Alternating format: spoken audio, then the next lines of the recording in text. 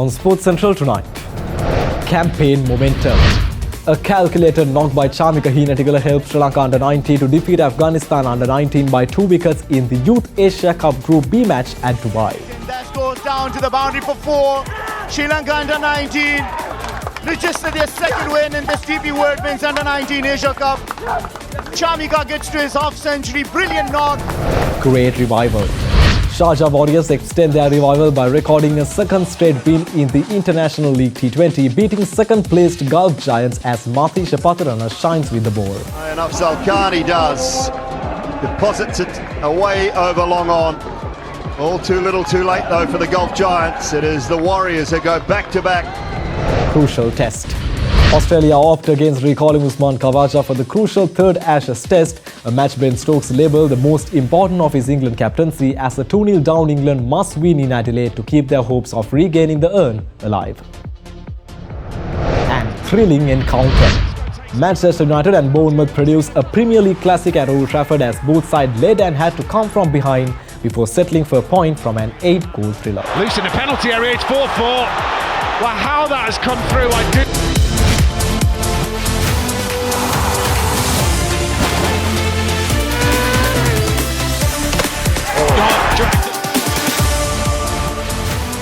From Studio 24C, this is Sports Central.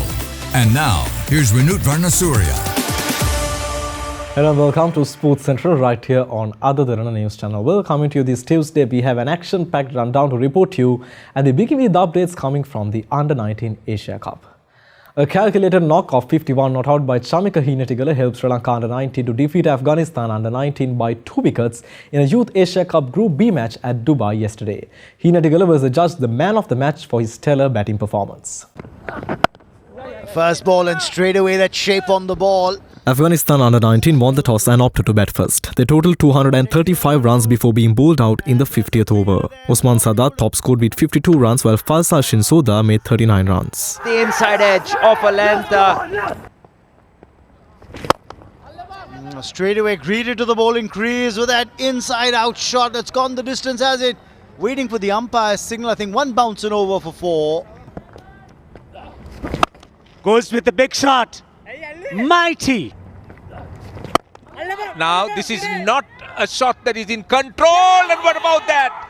What about that for a catch? In bowling for Sri Lanka under-19, Setmika Seneviratne and Dulnit Sigera bagged 3 wickets each, while Rasid Nimsara and Chamika Heenatigala captured 2 wickets each. Well, this is shot and this is pulled and it will go over the boundary. He goes big, but he doesn't time it. Offers an easy catch. That's placed well. Mid-off was up. Hit down the ground. Long off is there. He takes a great catch.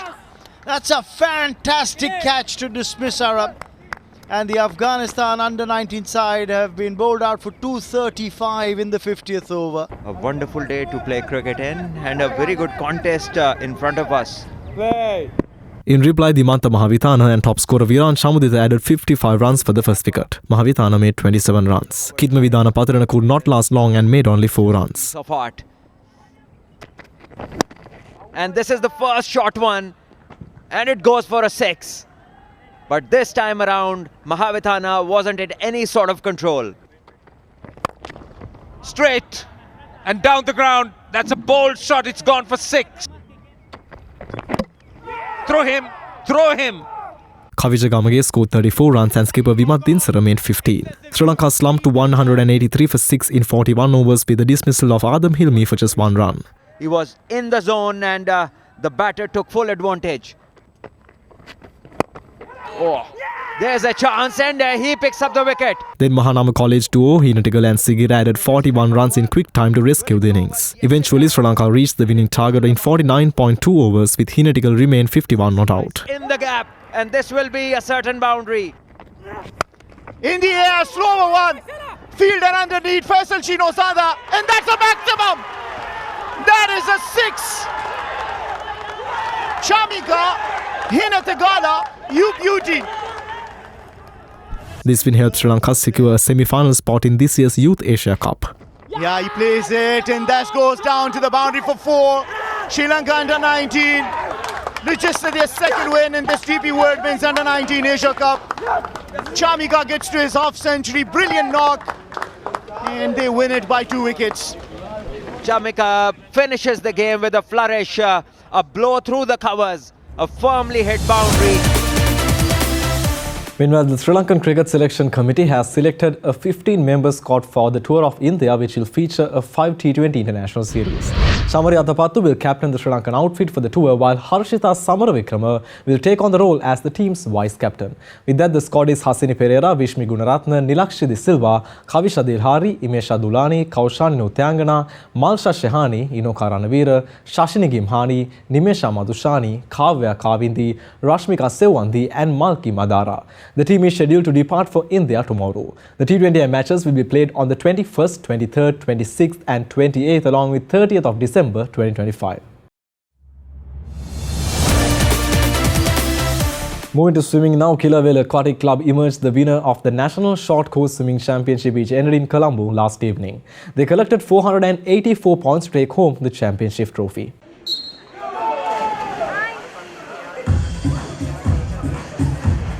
The National Short Course Swimming Championship, organised by Sri Lanka Aquatic Sports Union, was held at the Isipathana College Swimming Complex for 5 days. More than 1,500 swimmers took part in this year's championship.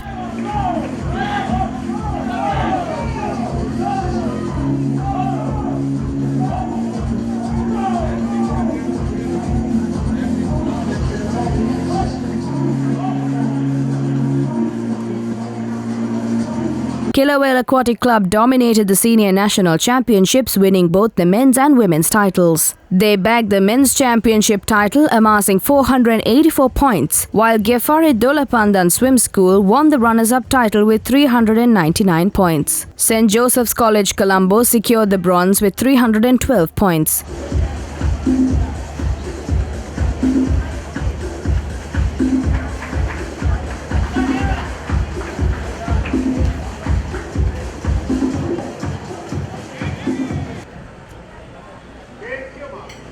Meanwhile, Kilawale's women's team won the championship with 860.5 points. Lyceum International School Wattala finished second with 355.5 points, while Ladies College earned the bronze with 222 points. In the under-15 junior national category, St. Joseph's College Colombo won the boys' championship with 448 points. Gateway College Colombo won the second place with 277.5 points, while DSN Anayaka College Colombo finished third with 275 points. Muses College with 458 points claimed the girls' junior national title. Lyceum International School Wattala took silver with 411.5 points, while Vishaka Vidyalaya secured bronze with 309 points.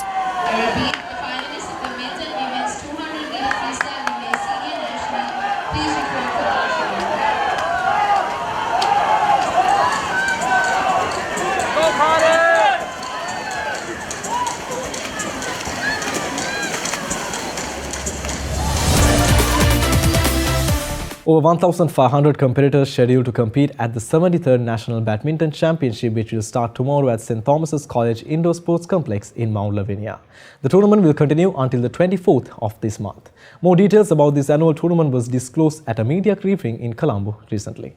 The 73rd National Badminton Championship 2025, organised and conducted by Sri Lanka Badminton, is regarded as the main domestic badminton tournament. It will take place for 7 successive days with the participation of the leading shuttlers of the country. Sri Lanka Badminton officials said that this year they have received over 1,500 entries, and this year exceeded last year's total count of 1,254, a clear progress from 2023 edition's entry tally of 1,140. The championships, with a grand prize money of 2 million rupees, will feature events from under 11 to under 19 in the junior category and over 30 to over 70 in the senior category, as well as a combined age category of 100 plus, 110 plus and 120 plus. The open events, comprising men's and women's singles, doubles and mixed doubles, will take centre stage. At the 72nd National Badminton Championship 2024, Olympian Viren Nethasinghe and top seed women's shuttler Ranithma Liyanage claimed doubles crowns, winning the men's open singles and women's open singles titles respectively. Viren and Ranithma paired up to complete a double crown by winning the open mixed doubles title. Moving to the Indian Premier League auctions 2026, Australia all-rounder Cameron Green became the costliest overseas player in the history of Indian Premier League. He was sold to Kolkata Knight Riders for a whopping Indian rupees of 24.20 crore. Kolkata Knight Riders and Chennai Super King engaged in an intense bidding war for the Australian, but the Shah Rukh Khan-owned KKR roped in the all-rounder. He broke the record of compatriot Mitchell Starc, whose price tag was 24.75 crore in 2024 IPL auction. Accordingly, he became the costliest foreign player ever. Meanwhile, Sri Lanka leg spinner Vanidu Hasaranga was bought by Lucknow Super Giants for his base price of 2 crore. Kolkata Knight Riders made another purchase buying Sri Lanka fast bowler Mathisa Pathirana, who was released by Chennai Super Kings after the 2025 season. He was sold for a price of 18 crore Indian rupees. A total of 369 players went under the hammer today. We are heading into a short commercial break. You're watching Sports Central right here on Derana News Channel. We'll be back with more sporting highlights.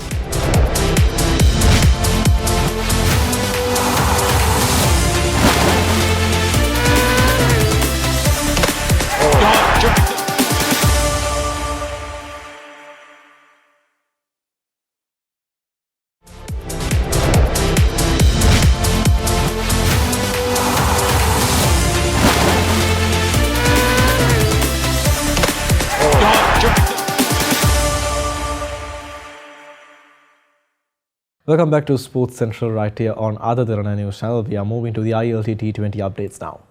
After ending their losing streak, the Sharjah Warriors recorded their second win in a row, defeating table number 2 Gulf Giants by 11 runs in the International T20 League.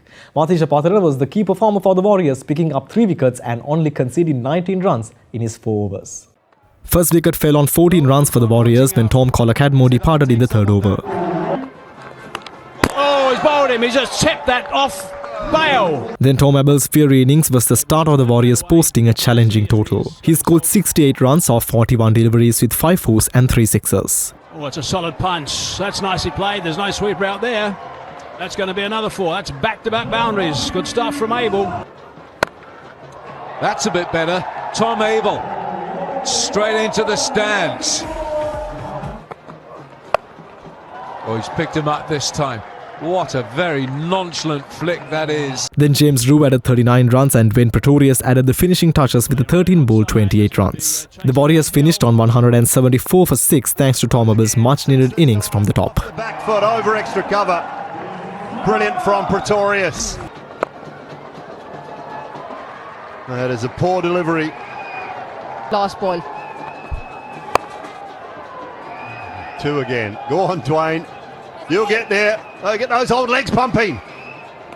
No, he couldn't. Ramanullah Gurbaz, who hasn't quite been at his best with the bat. Chasing 175, Giants had heavy hope on their power opening duo Ramanullah Gurbaz and Pathum Nissanka. But Wasim Akram captured the wicket of Nissanka in the 2nd over, making a major breakthrough. Then 2 quick wickets fell when skipper James Vince and Kyle Mayers departed for ducks.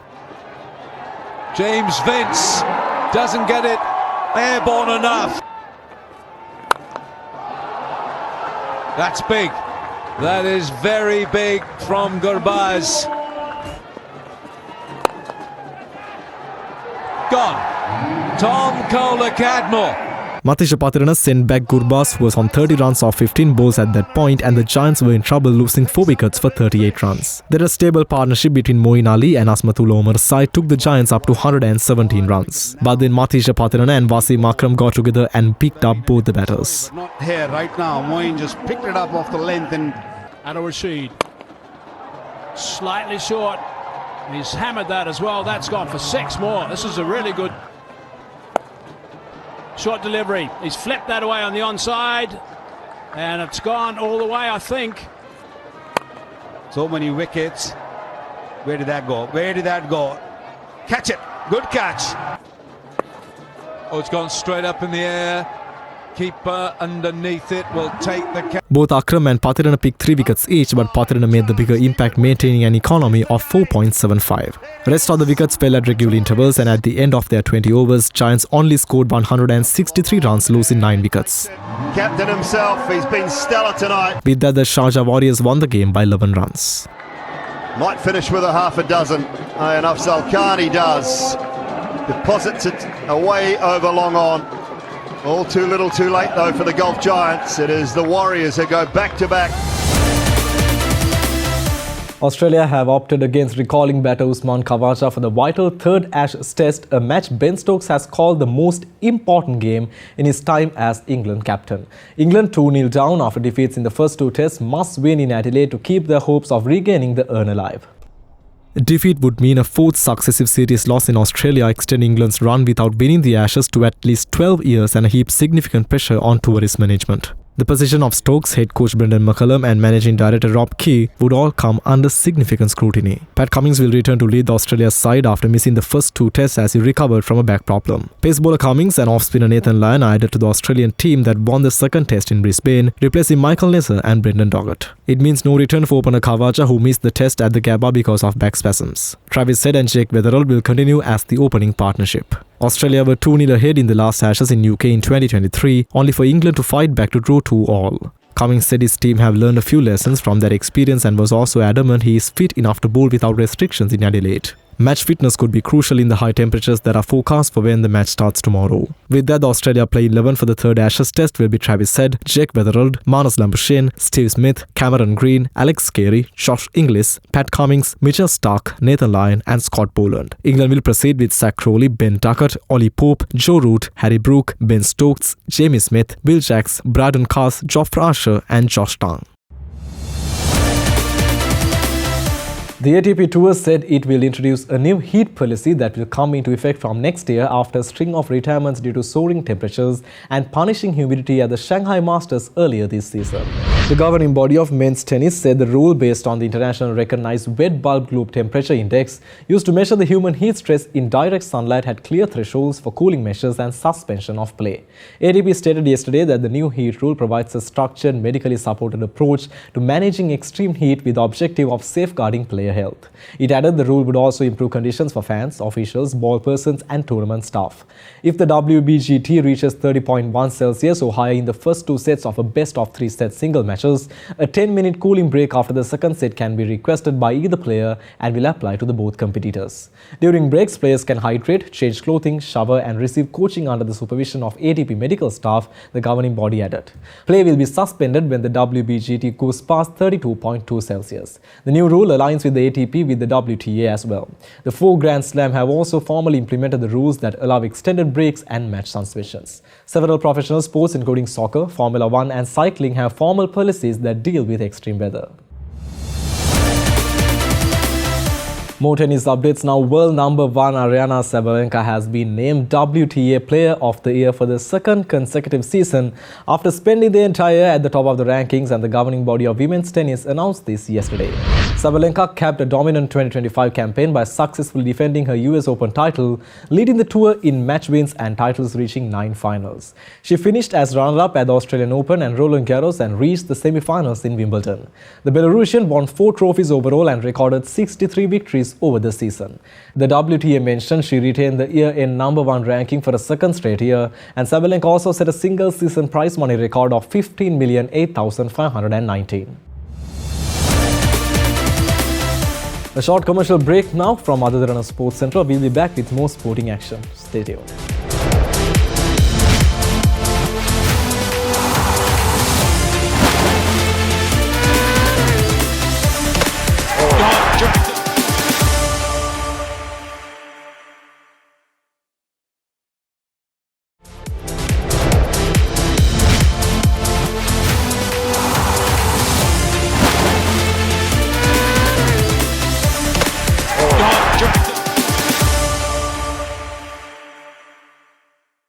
Welcome back to Sports Central right here on Other Derana News Channel. We are moving to the football field now. Manchester United and Bournemouth produced a Premier League classic at Old Trafford as both sides led and had to come from behind before settling for a point from an 8-goal thriller. United's 2-1 half-time lead evaporated within 7 minutes of the restart as Evan Nilsson and Marcus Tavernier struck. But Bruno Fernandes's free kick and Matthias Cunha's effort within 2 minutes of each other turned the contest on its head a second time, only for 19-year-old Eli Junior Krupi to drive home an equaliser 6 minutes from time to earn Bournemouth a point from a breathless game. Amid the chaos, it was almost forgotten that Manchester United head coach Ruben Amorim had tweaked his favoured 5 man defence and been rewarded for pushing Amad Diallo into a more advanced position, with the Ivorian heading home from close range after 13 minutes. The goal came after United had hit the visitors with a blistering start, 6 shots in the opening 10 minutes, being their most so quickly in a Premier League game since October 2022. As it turned out, it was the prelude to a remarkable contest. Between them, the two sides had 38 shots. Casemiro picked up a booking that rules him out of Sunday's trip to Aston Villa. The last significant threats on goal were 2 stoppage time efforts from David Brooks that needed reaction saves from Sen Lamens to prevent Bournemouth clinching victory. The result cost United a top 5 spot, while 13th place Bournemouth have now gone 7 games without a win. Cunha absolutely furious.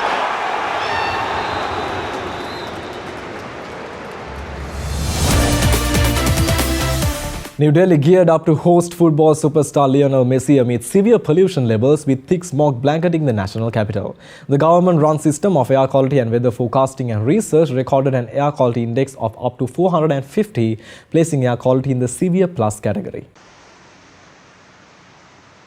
Posters of Messi were seen covered in smog as fans queued outside an Arun Jaitley cricket stadium to catch a glimpse of the Argentine legend. Despite the conditions, Messi concluded his 3-day India tour in New Delhi, delighting thousands of fans at the Arun Jaitley Stadium. The Argentine captain entered the ground alongside Inter Miami teammates Luis Suarez and Rodrigo de Paul, kicking footballs into the stands. Messi was presented with a souvenir cricket bat, while all 3 players received Indian cricket jerseys bearing their names and numbers. They also met local officials and former India football captain Baichung Bhutia on the pitch. The New Delhi visit marked the final stop of Messi's 4th city India tour, which began in Calcutta on Saturday. The opening leg of the tour was marred by chaotic scenes, with fans invading the pitch after his brief appearance and voicing anger at organisers. At his final appearance, Messi thanked Indian fans for their love and support and promised to return to the country in the future. Messi, Suarez and de Paul departed India from New Delhi later yesterday.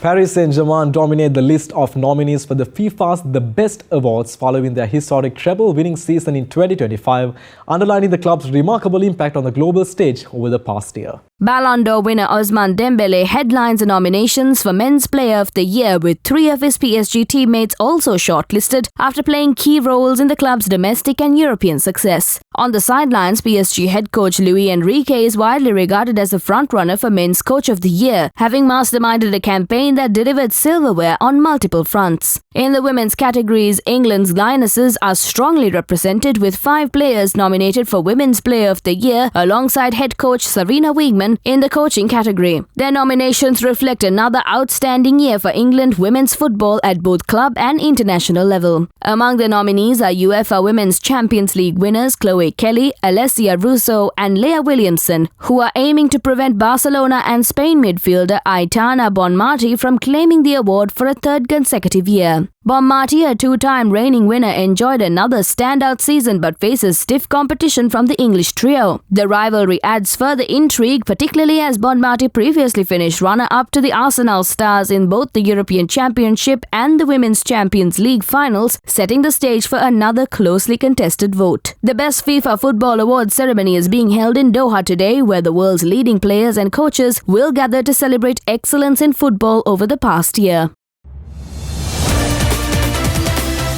And with that, we conclude our today's edition of Other Derana Sports Central. Well, we value your feedback, so don't forget to send it by email at feedback.adncenglish@derana.lk or by WhatsApp at 07680579333. Seetmi Adhikar will join you next on Other Derana World News Tonight. With that, I'm Vinit Varna Surya wishing you a very good night.